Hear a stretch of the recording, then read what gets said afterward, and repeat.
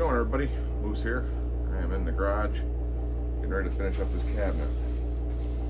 Only thing left to do is to sand the door down, get one more coat of varnish, I guess, a water-based varnish that I'm using, and spray it, let her dry, and tomorrow I should be able to move this thing into the kitchen, screw that top on, put everything back together, and we should be good to go.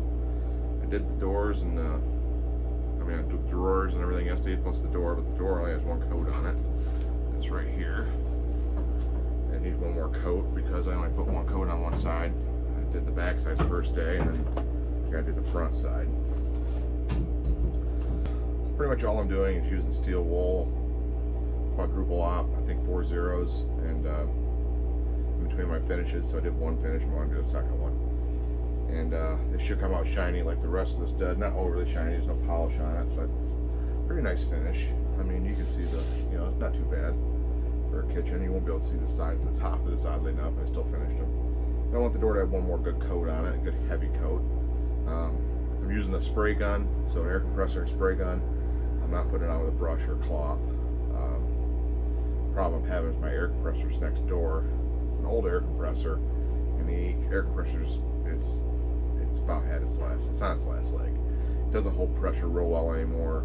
I'm having trouble using a spray gun. It's a 60 gallon tank, but the motor's about had it. I rebuilt it once, and it's not an actual engine. It is like an electronic motor, so it's not an engine where you have it doesn't actually have pistons and stuff in it that go up and down that drives with a belt and an electric motor. It has aluminum cups that look like pistons that use like a compression system that tries to help air up the tank and give it pressure. Unfortunately, even though I rebuilt that, it's just too far gone. The cylinder walls are probably had it that it uses in the gap, and it just doesn't have what it needs. So I'm going to be replacing that this year. That'll be expensive, but I gotta have enough air to spray things. I don't need a big air tank anymore like that. I think I can go half the size, so I can do some research. Probably a Husky or something I can get at Home Depot or whatnot. Probably what I'll look at. But yep, so we're gonna steel wool this door down, and probably spend more time cleaning up after myself than I will actually spraying this thing. So, although it is nice, you clean up with water, so that's a bonus.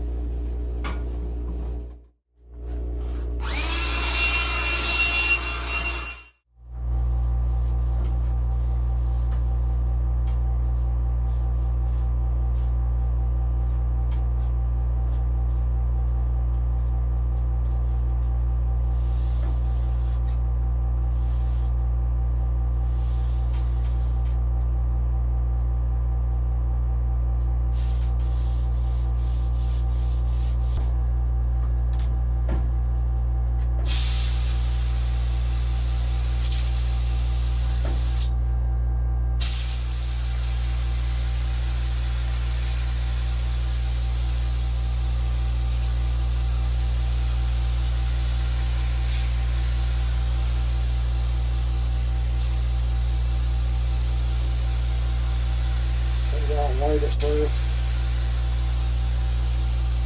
It dries clear. Get a really heavy coat. Sitting there with a worry about it running. A little raw in there. A little bit of grease or something in there stuffed in some fish eyes. That's no problem.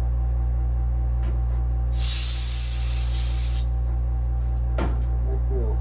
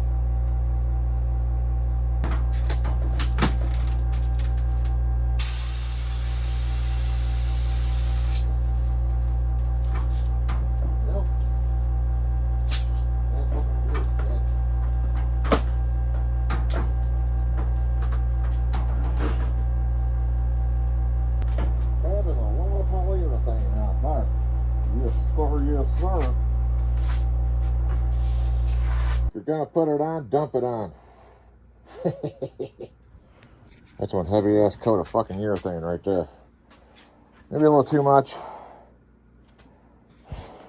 Should dry clear. We'll see. If not, I'll sand it down again. Do it one more time. Learning things as I go. I'm definitely getting some spotty oil specks. If it's anything like painting a car, that's what those little dots are. On a car, if you get a little oil in the finish or any kind of contaminant, you get what they call fish eyes. They kind of look like that.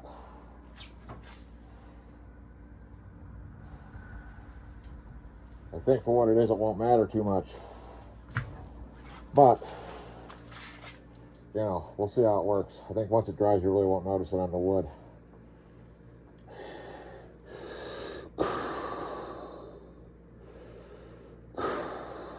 Luke, I am your father. No! I'm not really a big Star Wars fan. Rock on, y'all.